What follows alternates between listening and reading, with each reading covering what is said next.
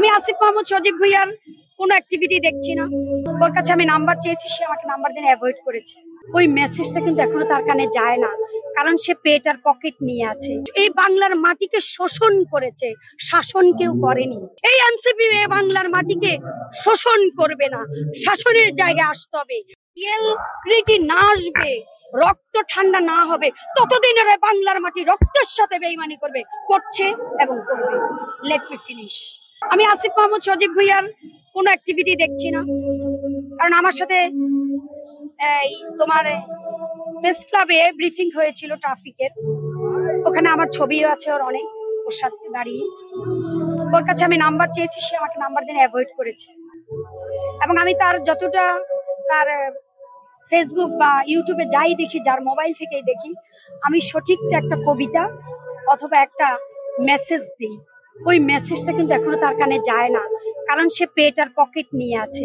আমার আন্দোলনকারী নিয়ে সে নাই এখন আর। যে দুঃশাসন করেছে সে কখনো সুশাসন আনবে?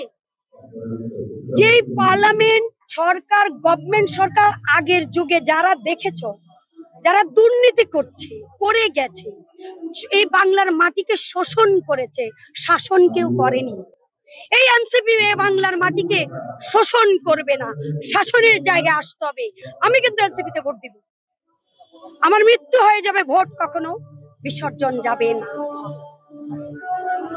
কারণ আমি এনসিপি দলটাকে দেখতে চাই নিঃস্বার্থ, নির্দলীয়।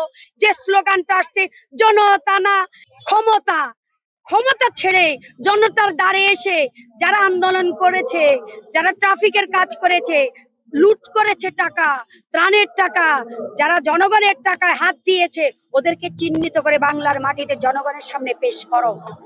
তাইলে হবে তোমার এনসিপি, জাতীয় নাগরিক পার্টি।